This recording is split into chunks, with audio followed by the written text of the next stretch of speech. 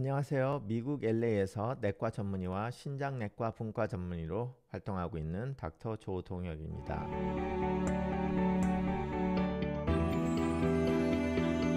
오늘은 다시 당뇨병으로 돌아가서 당뇨병의 전반적인 리뷰를 한번 해보려고 합니다. 그동안 제가 당뇨에 대해서 좀 더 세분화된 강의를 많이 했는데요. 전반적인 거에 대해서 리뷰를 하는 것은 예전에 좀 했고, 제 채널을 보기 시작하신 지 얼마 안 되신 분들은 너무 세밀한 강의가 좀 어렵다고 말씀을 드려서 오늘은 전반적인 이야기를 좀 한번 해보려고 합니다. 자, 세상에는 병이 굉장히 많지만 암이나 외상이나 이런 것들은 환자가 어떻게 한다고 그 결과가 바뀌지 않습니다. 하지만 당뇨병인 경우에는 자기가 당뇨병이 걸리지 않았을 때 건강한 생활을 해서 관리를 한다면 당뇨병이 걸리지 않을 수도 있고, 벌써 당뇨병이 걸리신 분들조차도 당뇨병을 관리를 잘하면 약을 하나도 먹지 않고 관리를 할 수도 있고, 아니면 먹는 약을 굉장히 많이 줄여서 더 건강하게 당뇨병을 관리를 할 수가 있습니다. 그래서 오늘은 그 당뇨병을 이해하는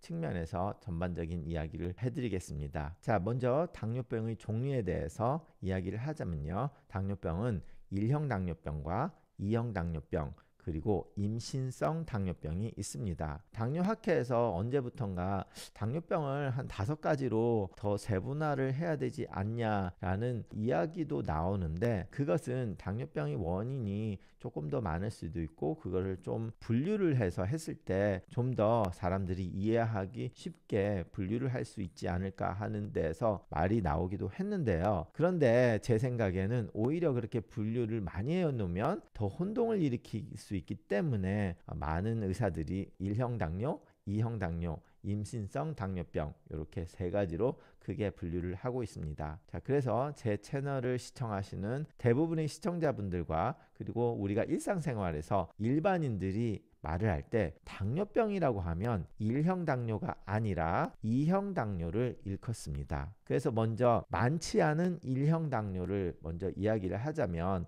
1형 당뇨는 자가 면역 질환으로서 자신의 면역세포가 자신의 췌장의 베타 세포를 공격을 하면서 자가 면역 질환으로서 내 세포를 공격해서 인슐린을 만드는 세포를 파괴를 해버려서 인슐린이 나오지 않아서 혈당이 올라가는 병이 1형 당뇨입니다. 자, 이렇게 자가 면역 질환이다 보니 그것이 걸리는 사람들이 대부분 어린아이나 청소년기에 진단을 받게 됩니다. 그런데 근래 들어서 우리 현대사회에서 너무 풍족한 생활을 하고 과식을 하다 보니 과식을 해서 생기는 2형 당뇨병이 어린아이와 청소년기에도 많아졌기 때문에 현재 한국에서 소아비만 아니면 청소년들이 당뇨병에 걸렸을 때 1형 당뇨보다는 2형 당뇨가 꽤 많아진 현실입니다. 자, 그래서 2형 당뇨는 우리들이 보통 말하는 흔한 당뇨병이고요. 그 이유가 1형 당뇨에서는 인슐린이 없어서 문제가 됐지만 2형 당뇨에서는 인슐린은 많이 나오고 있는데, 인슐린이 나오는 거에 대해서 우리 몸이 저항을 해서 그 인슐린에 대해 반응을 하지 않는 병이 2형 당뇨병이 되겠습니다. 하지만 이 2형 당뇨병에서 인슐린의 분비가 초반에는 꽤 많이 나오는데, 이렇게 오랫동안 인슐린이 많이 나오다가 보니 일을 많이 하다가 췌장이 더 이상 인슐린을 만들지 않아서 인슐린이 부족해서 혈당이 다시 올라가는 그런 스펙트럼으로 나오기도 하기 때문에, 그래서 2형 당뇨라고 해서 반드시 인슐린이 많이 나온다고는 할 수는 없습니다. 일반적으로 2형 당뇨가 오래되면 그러면 인슐린이 많이 나오다가 점점 췌장이 피로에 빠져서 인슐린이 부족하게 되게 됩니다. 원인으로는 지금 말씀드린 것처럼 만성적인 과식, 그리고 생활습관, 특히 많이 먹고 움직이지 않아서 우리가 섭취한 에너지원이 쓰이지 않고 몸에 장기적으로 축적이 되면서 생기는 병이 되겠고요. 그러다 보니 먹는 것이 많이 생겨서 생기기도 하지만 활동이 적어서 생기기도 하고, 그리고 고령화가 되면서 생기기도 하는 관련이 있게 됩니다. 자, 세 번째는 임신성 당뇨병으로 임신 기간에 발생하면서 산모와 아기 건강을 위해 특별한 관리가 필요한데요. 이 임신성 당뇨는 임신하신 산모들이 항상 산부인과에서 임신성 당뇨병이 있는지 확인을 하게 됩니다. 임신을 하면서 생겼더라도 다시 출산을 하면서 임신성 당뇨병이 없어지는 경우가 대부분인데요. 간혹가다 임신성 당뇨병이 출산을 하고 나서도 당뇨로 전환이 돼서 만성적으로 당뇨병이 생기는 경우도 많고, 그리고 출산을 한 후에 당뇨병이 없어졌다고 하더라도 10년 정도 지나면 다시 당뇨가 생길 수 있기 때문에 한번 임신성 당뇨병이 생기신 분은 당뇨병이 없어졌다고 하더라도 꾸준히 관리를 하셔야 됩니다. 그 관리는 2형 당뇨병 같이 관리를 하시게 되면 됩니다. 자, 그래서 당뇨병 관리에서 우리가 중요하게 생각한 것은 당뇨병 자체보단 당뇨병으로 인한 심혈관 질환, 신장 질환, 신경손상, 시력손상 같은 합병증을 예방하고자 당뇨병 관리를 하게 되는 것입니다. 혈당이 단순히 높다고 해서 그 높은 것이 오늘 당장 큰 문제를 일으킬 확률은 많지 않습니다. 굉장히 높았을 때만 큰 문제가 되지, 그렇게 높지 않았을 때는 오늘, 내일 정도에는 아무런 타격을 주지 않지만, 이렇게 혈당이 높게 오랫동안 지속이 되면 이런 심혈관 질환, 신장 질환, 신경손상, 시력손상 등의 합병증을 만들기 때문에 우리가 혈당을 조절함으로써 이런 합병증을 방지를 하려고 하는 거죠.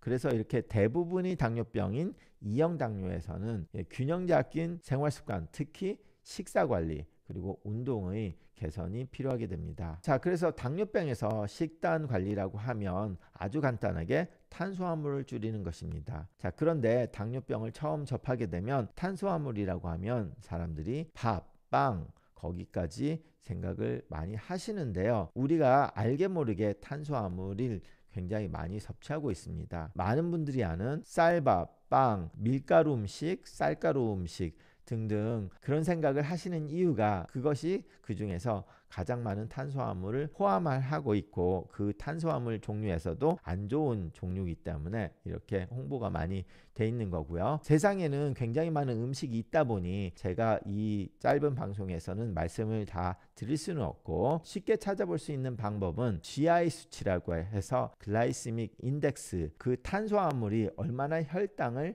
빨리 오는 지수를 따로 표기를 해놓은 음식들이 있습니다. 그래서 GI 수치라고 해서 찾아보시면 많은 음식들을 찾아보실 수 있습니다. 그런데 아주 쉽게 이 식단을 관리하자면 많은 분들이 이제 복합 탄수화물을 섭취를 하라고 말씀을 드리는데요. 흰 쌀밥보다는 잡곡, 곡류, 채소 이런 것들을 섞어서 먹음으로써 탄수화물이 흡수를 줄이기도 하고, 그리고 무엇인가를 먹어야 되는데 빵 이런 것들보다는 단백질, 특히 생선, 닭고기, 두부, 콩류 이런 단백질을 섭취를 함으로써 좀 포만감을 느끼고, 그런 반면에 혈당을 높이지 않는 방법들로 단백질을 추천을 드리고요. 그리고 건강한 지방, 올리브유, 아보카도, 견과류 이런 것들도 추천을 하게 됩니다. 그런데 지금 말씀드리는 이런 음식들은 단순히 당뇨만 있으신 분들에서 추천을 드리고요. 만약에 이 당뇨로 인해서 콩팥이 망가지면 만성 콩팥병이 있으신 분들에서는 견과류나 다른 음식들의 제한이 훨씬 많아지기 때문에 조금 더 자세하게 강의를 해야 되기 때문에 제가 예전에 만들어 놓은 다른 영상을 참고하시고요. 앞으로도 따로 음식에 대해서 좀 더 이야기를 해드리겠습니다. 자, 그리고 우리가 살다 보면 어쩔 수 없이 탄수화물이라고 해도 먹고 싶은 탄수화물이 많잖아요. 그렇기 때문에 자기가 먹고 싶은 탄수화물을 먹을 때는 자신의 당뇨가 조절이 안 되시는 분들은 안 먹으면 좋겠지만 꼭 먹고 싶을 때는 그 양을 줄여서 조금만 먹으시라고 말씀을 드리고 싶습니다. 그런데 이게 교과서적으로는 그게 맞는데, 이 당뇨가 걸리신 분들은 탄수화물을 좋아하고, 그리고 그 탄수화물이 많이 들어간 음식이 막 먹고 싶으면 일단 아예 안 먹는 게 더 쉬울 때가 훨씬 많습니다. 음식을 조절할 수 있는 사람은 처음부터 당뇨가 걸리지 않았을 수도 있고, 음식을 너무 좋아하시는 분들은 많은 경우 아예 안 먹는 게 반만 먹다가 안 먹는 것보다는 훨씬 쉽다라는 말씀을 많이 하고, 저 같은 경우도 아예 안 먹는 게 더 쉽기 때문에 탄수화물의 양을 좀 줄여서 하라는 거는 조금 자신의 성격에 맞춰서 조심하시기 바랍니다. 우리가 과자를 먹는다고 하면 아예 과자를 안 먹었으면 안 먹게 되는데요. 과자를 뜯어서 한 번, 두 번만 먹고 말겠다 라고 하면 결과적으로 나도 모르게 한 봉지를 다 먹어버린 그런 상황을 아주 흔하게 발견을 하게 되죠. 그렇기 때문에 그런 분들은 아예 안 먹는 게 쉽다라고 말씀을 다시 한번 드리고 싶습니다. 자, 그리고 정제된 설탕, 가공식품, 포화지방 섭취 이런 것들을 제한을 하면 좋고요. 식사를 할 때 물을 충분히 마시고 음료수는 물만 먹는다 라고 생각을 하셔야 됩니다. 음료수는 뭐를 먹을 수 있냐? 설탕이 안 들어간 커피와 녹차 같은 음료수만 먹을 수 있고요. 그 이외에 보리차도 콩팥이 나쁘지 않다면 괜찮을 수 있고요. 하지만 이런 설탕이 들어가지 않는 음료 빼고는 다른 음료수는 절대 먹으면 안 되겠습니다. 왜냐하면 음료수가 굉장히 많은 과당을 포함한 경우가 많기 때문에 콜라, 탄산음료, 오렌지 주스, 애플 주스 이런 것을 드시게 된다면 아무리 음식을 조심해도 당뇨가 조절이 되지 않게 됩니다. 그래서 당뇨의 치료에서는 70%의 중요성이 음식에 있고요. 나머지 30%는 운동이 중요하게 됩니다. 운동은 규칙적인 중강도 운동이 권장이 되고 있는데요. 교과서에서는 그렇게 말을 하긴 하지만 결과적으로 내가 당뇨를 최선으로 조절을 하고 싶다면 고강도 간격 운동을 하셔야 되고, 그 후에 중강도 운동을 섞어서 고루고루 할 수밖에 없습니다. 자, 제가 환자를 보면서 여기에 대해서 혼동이 있으신 분들이 꽤 많은데요. 예전에 제가 영상을 많이 만들어 놨던 고강도 간격 운동을 하게 되면 혈당이 일시적으로 오르게 됩니다. 그 이유는 에피네프린이나 아드레날린이 몸에서 나오게 되면 일시적으로 그 호르몬들이 혈당을 높이게 됩니다. 하지만 24시간 혈당을 체크를 했을 때는 이렇게 고강도 간격 운동이 결국은 혈당을 더 조절을 할 수 있게 되고 근육에서 인슐린의 민감도를 더 높이기 때문에 운동이 끝난 후에도 24시간 후가 지나면서도 꾸준히 혈당이 더 잘 조절이 되는 것을 관찰할 수가 있습니다. 하지만 고강도 간격 운동은 모든 분들이 하기가 어렵다 보니 어느 정도 중강도 운동을 권장을 하는데요. 교과서에서는 빠르게 걷기, 자전거 타기 이런 말을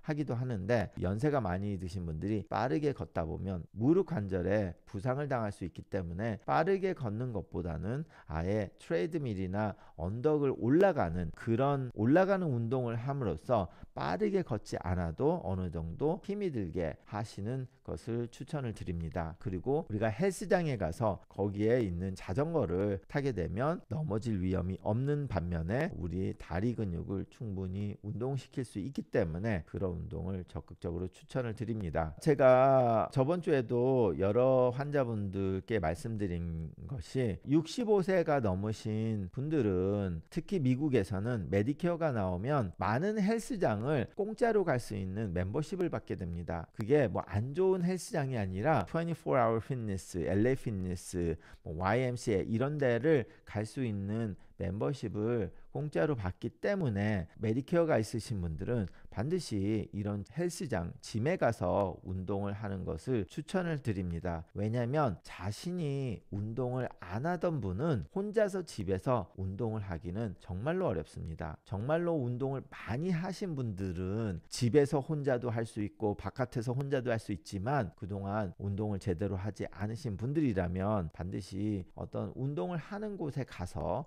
규칙적으로 거기를 가는 스케줄을 만들어서 가서 거기서 배우면서 운동을 하시는 것을 추천을 드리고요. 그리고 짐에 가서 그런 기계를 가지고 운동을 하면 제대로 된 사용법을 익히고 할 때에는 부상을 당할 염려가 훨씬 적기 때문에 이렇게 헬스장, 미국에선 짐이라고 부르는 곳에 가셔서 꼭 하시기를 추천을 드립니다. 자, 이렇게 우리가 식생활을 조절하고 운동을 하고 하는 것이 혈당을 낮춰서 당뇨를 조절하려고 하는 건데, 내가 얼마나 잘하고 있는지는 알아야 되지 않겠습니까? 그래서 당뇨가 있으신 분들은 혈당의 모니터링을 주기적으로 어느 정도 하고, 그리고 당화혈색소 A1C 검사는 3개월에서 6개월마다 병원에 가서 실시를 해서 평균 혈당 관리가 잘 되고 있는지를 확인해 보시는 것도 아주 중요합니다. 그리고 자신이 어떤 음식을 먹었을 때 규칙적으로 항상 드시는 음식을 드셨을 때 얼마나 올라가는지도 알아야 되지만, 자신이 가끔가다 좀 안 좋은 음식을 먹는다면 그것이 1년에 한 번이면 모르겠지만 그래도 어느 정도 주기적으로 먹게 된다. 그러면 그런 음식을 먹었을 때 얼마나 혈당이 올라가는지를 확인을 해보면서 이런 거를 먹으면 이렇게 많이 올라가는구나 라는 걸 느끼게 되면 아무래도 그 음식을 먹을 때 조금 더 조심을 하게 되고 해서, 이렇게 혈당의 모니터링이 아주 중요하게 되겠습니다. 자, 그리고 생활 습관에서 이제 스트레스 관리도 중요한데요. 정신적이나 육체적으로 스트레스를 받게 되면 혈당은 올라가게 돼 있습니다. 이게 정신적으로 받는 스트레스에서도 오기 때문에 스트레스 받지 말라고 말씀드리는 게 좀 우습기도 하지만, 정신적으로 스트레스를 받았을 때 어떤 육체적인 활동을 함으로써 그 스트레스를 관리하는 것도 당뇨병의 관리에 중요한 포인트 중에 하나입니다. 그리고 하루에 7시간에서 8시간 수면은 호르몬 균형과 혈당 조절에 도움이 되기 때문에 충분한 수면도 아주 중요하고요. 그리고 혹시라도 담배를 피시고 계시다면 금연을 하시고요. 그리고 술도 적당하게 드시거나 조절을 할 수 없다면 술을 끊는 것도 추천을 드리겠습니다. 자, 오늘은 당뇨병에 대해서 기본적인 것을 리뷰를 해봤는데요. 당뇨병 관리는 다시 말씀드려서 식생활 습관과 운동, 그것으로 안 될 때 약물 복용과 인슐린 이런 것을 할 수 있고요. 정기적으로 혈당을 모니터링하는 것이 아주 중요합니다. 한 번 당뇨병이 걸리신 분은 평생 당뇨병이기 때문에 약을 안 먹고 당뇨를 조절한다고 하더라도 한 번 당뇨는 영원한 당뇨입니다. 왜냐하면 내가 당뇨병의 진단을 받았다면 굉장히 생활 습관을 좋게 하고 운동을 해서 약을 하나도 안 먹고 혈당이 정상으로 내려갔다고 하더라도 이제는 정상이구나 해서 아무거나 먹고 식생활이 나쁘게 되고 운동을 안 하고 이러다 보면 다시 당 수치는 올라가게 돼 있습니다. 그래서 당뇨가 있으신 분들은 항상 평생 관리를 하셔야 된다고 생각을 하시고, 그것이 너무 우울하다고 생각하시지 말고요. 이 당뇨병이 있으면 어차피 당뇨병이 없어도 건강한 생활, 건강한 식사와 건강한 운동을 해야 되는데, 그것을 좀 해야 된다고 강제적으로 나에게 알려주는 진단이라고 긍정적으로 생각을 하시고 관리를 하시기 바랍니다. 계속 가는 질병은 적극적인 참여 그리고 긍정적인 생각이 굉장히 중요하기 때문에, 즐겁게 내가 건강한 생활 그리고 건강한 운동 을 하면서 나는 건강하게 생활을 하는 사람이다라는 자부심을 가지고 관리를 한다고 생각을 하시면서 했으면 기분 좋게 할 수 있기 때문에 항상 그 생각을 하시고 관리를 하시기 바랍니다. 감사합니다.